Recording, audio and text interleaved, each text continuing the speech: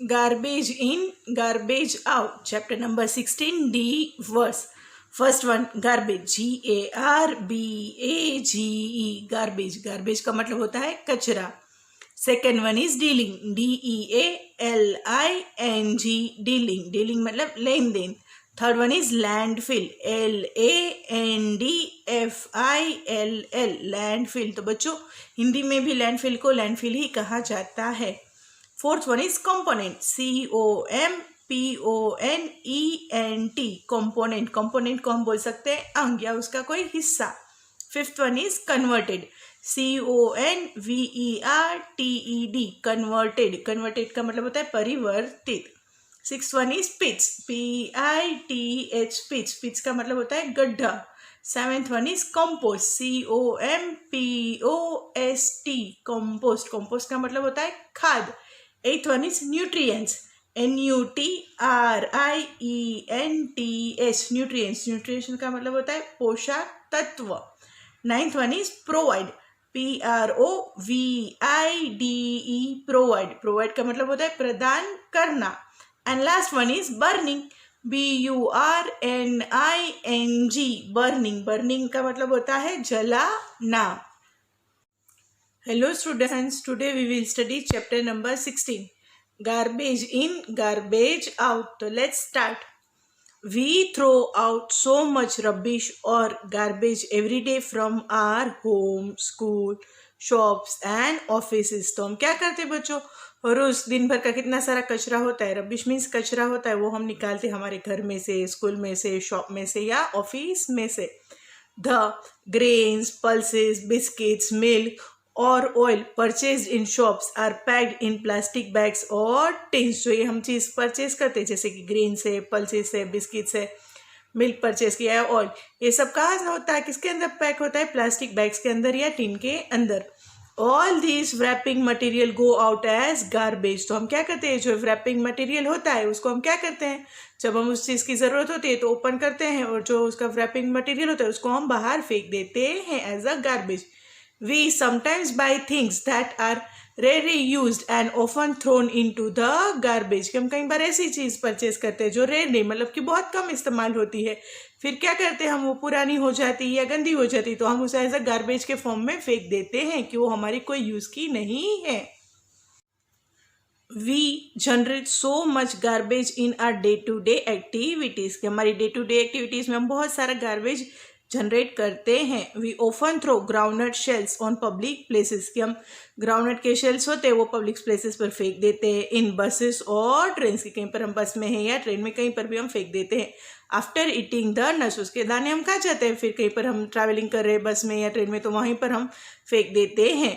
We throw away the ticket when we get off a bus. कि हम जो travelling करते हैं तो बस में या ट्रेन में जब जाते हैं तो टिकट से लेते हैं, फिर जब उसकी ज़रूरत नहीं होती तो हम क्या कर देते हैं, उसको फेंक देते हैं या थ्रो कर देते हैं. A child might go on sharpening pencil just for fun. या कोई छोटा सा बच्चा है तो क्या करता है अपने मज़े के लिए, मतलब कि अपने फ़न के लिए क्या करता है, कंटिन्यूसली पेंसिल को शार्पना करता रहता है, तो उससे भी क्या होता है, कचरा क्रिएट होता है.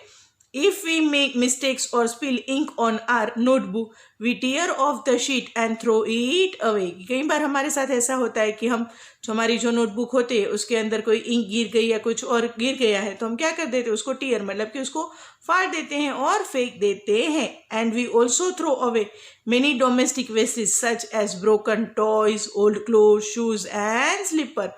और उसके अलावा भी ऐसी बहुत सारी जैसे कि डोमेस्टिक वेस्ट है, जैसे कि टूटा हुआ कोई खिलौना है, पुराने कपड़े हैं, पुराने शूज़ या स्लीपर्स है जो अब हमारे काम के नहीं होते तो हम क्या कर देते हैं, उसको जाने देते हैं, मतलब कि उसको गार्बेज के फॉर्म में जाने देते हैं और फेंक देते हैं. तो वो भी एक तरह का क्या है, हमारा कचरा ही है. What if the garbage is not removed from our homes and surroundings? अगर हम हमारे होम में से मतलब कि घर में से या सराउंडिंग में से गार्बेज नहीं निकालेंगे तो क्या होगा. How do you think this will harm us. तो सोचो कि किस तरह से हमें हार्म करेगा. When सफाई कर्मचारी take the garbage from the bins, where does the garbage go and what happen to it. कि जो सफाई कर्मचारी है वो हमारे घर पर गार्बेज लेने के लिए आते हैं, फिर बिन्स में से कलेक्ट करके वो कहाँ पर फेंकते हैं और उसका क्या होता है.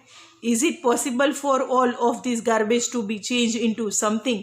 That will not harm us. तो क्या ये पॉसिबल है सारा गार्बेज को हम इस तरह से कन्वर्ट करें कि जिससे हमें कोई हार्म ना हो? Can we contribute towards this in any way? क्या हम कुछ कंट्रीब्यूट कर सकते हैं इसमें कुछ अलग तरीका ढूंढ के? We will look for answers to this question in this chapter. तो ये सारे सवाल है, उसके आंसर्स हम इस चैप्टर में फाइंड आउट करेंगे। Children from Paheli and Bhojo school did a project called dealing with garbage. जो चिल्ड्रन है पहेली और भोजो के स्कूल में, उन्होंने एक प्रोजेक्ट बनाया जिसका नाम क्या रखा? Dealing with garbage. We will learn about some of the things they learn through this project. और हम भी उसमें से पढ़ेंगे कि जो उन्होंने सीखा इस प्रोजेक्ट से वो हम भी इस चैप्टर में स्टडी करेंगे। 16.1 डीलिंग विथ गार्बेज। सफाई कर्मचारी collect the garbage in trucks and take it to a low lying open area called a landfill. Figure 16.1। तो क्या होता है, सफाई कर्मचारी है वो कलेक्ट करते हैं गार्बेज ट्रक में और लेके जाते हैं कहाँ पर? लो लाइंग ओपन एरिया है वहाँ पर, जिसे क्या कहा जाता है? लैंडफिल कहा जाता है, जो नीचे फिगर है 16.1 उसमें दिखाया गया है।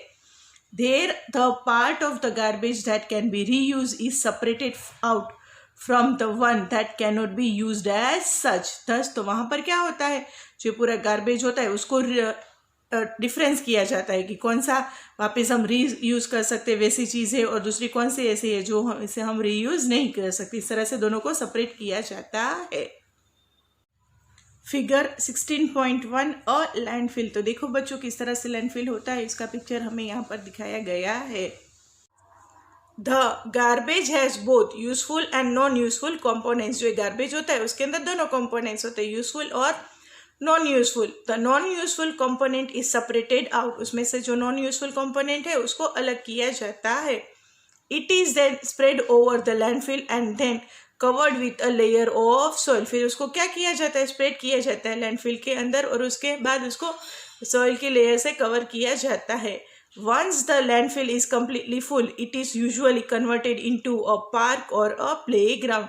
एक बार ये वर्क खत्म हो जाता है तो फिर क्या करते हैं, उसको कन्वर्ट कर देते हैं किसमें? पार्क में या प्ले ग्राउंड में।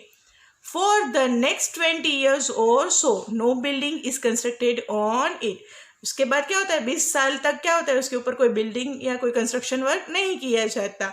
To deal with the some of the useful components of the garbage compost making areas develop near the landfill. जो फिर ये यूजफुल कंपोनेंट्स होता है उसको क्या करते हैं, कंपोस्ट मेकिंग एरियाज बनाए जाता है, डेवलप नियर द लैंडफिल। जो लैंडफिल है वहीं पर ही।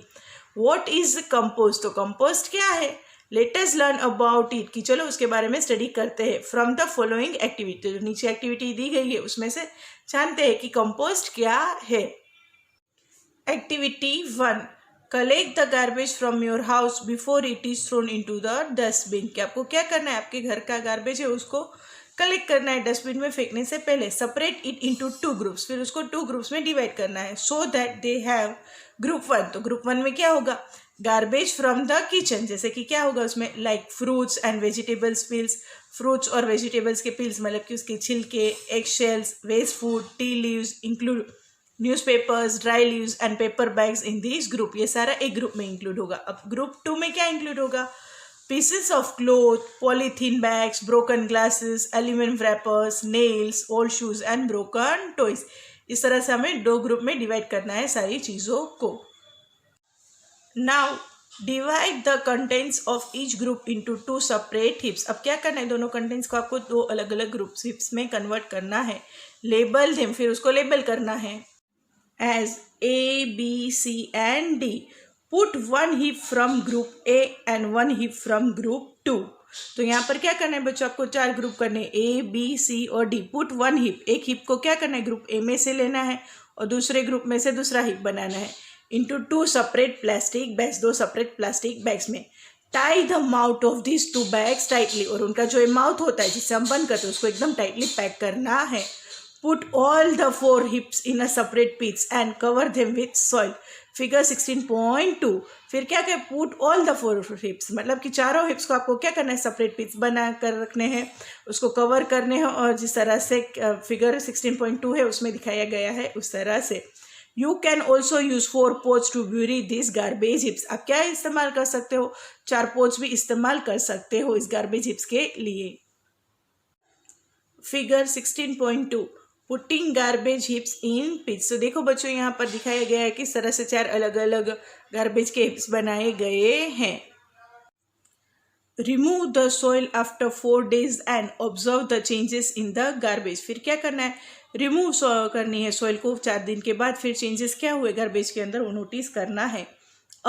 Black colour and no foul smell indicates that rotating of garbage is complete. अगर उसमें कोई ब्लैक कलर और फॉल स्मेल नहीं है तो ये इंडिकेट करती है कि रोटेटिंग ऑफ गार्बेज है वो कंप्लीट हो गया है। Put the heaps again in the pits and cover with the soil. वापिस उसको इस तरह से पहले की तरह हिप्स के अंदर डाल देना है और कवर कर देना है सॉइल के साथ। Observe again after every 2 days and note your observation as suggested. फिर आपको क्या करना है, हर 2 दिन में आपको ऑब्जर्व करना है और आपका जो ऑब्जर्वेशन होता है वो नोट डाउन करना है, जिसे इस तरह से सजेस्ट किया है। डिड द गार्बेज, तो उसमें फर्स्ट वन क्या लिखा है, rot completely and not smell. Rot हुआ कम्प्लीटली और स्मेल नहीं आ रही है। सेकंड क्या है, रोट ओनली पार्टली, क्या सिर्फ पार्टली मतलब कि आधा ही हिस्सा है वही रोटेट हुआ है। Third point, rot almost completely but still smell bad, की रोट तो हो गया है कम्प्लीटली लेकिन उसमें स्मेल कैसी आ रही है, bad. Fourth one, not change at all, कि बिल्कुल उसमें कोई चेंज ही नहीं हुआ। Garbage in which heap was seen to rot and which did not, तो आपको चेक करना है कौन सा गार्बेज ऐसा है जिसमें हिप है वो रोट हुआ और किसमें नहीं हुआ। Enter option first, second, third और fourth in the columns of table 16.1। तो फिर आपको क्या करना है, आपके ऑप्शन से फर्स्ट, सेकेंड, थर्ड, फोर्थ जो आपका कॉलम है टेबल 16.1 उसमें आपको मेंशन करना है based on your observations. If you make any other observation do not forget to write all this down in your notebook. उसके अलावा भी आप कोई ऑब्जर्वेशन करते हो कोई नई चीज़ का तो आपको क्या करना है, भूले बिना उसको नोटबुक में नोट डाउन करना है। Do not remove and burn the garbage that did not rot, कि उसको रिमूव मत करो और बर्न कर दो जो गार्बेज है जो रोट नहीं हुआ है उसको। देखो बच्चों यहाँ पर टेबल दिया गया है, table 16.1, what has happen to the garbage heaps, की गार्बेज हिप्स को क्या हुआ। तो देखो यहाँ पर गार्बेज हिप्स के है ABCD जो हमने आगे देखे। फिर यहाँ पर क्या लिखा है, after 4 days, after 6 days, after 2 weeks, after 4 weeks। आपका जो भी ऑब्जर्वेशन है वो आपको यहाँ पर लिखकर बताना है। स्टूडेंट्स यहाँ पर हमारा ये चैप्टर नंबर 16 है, उसका फर्स्ट पार्ट यहाँ पर हम फिनिश होता है।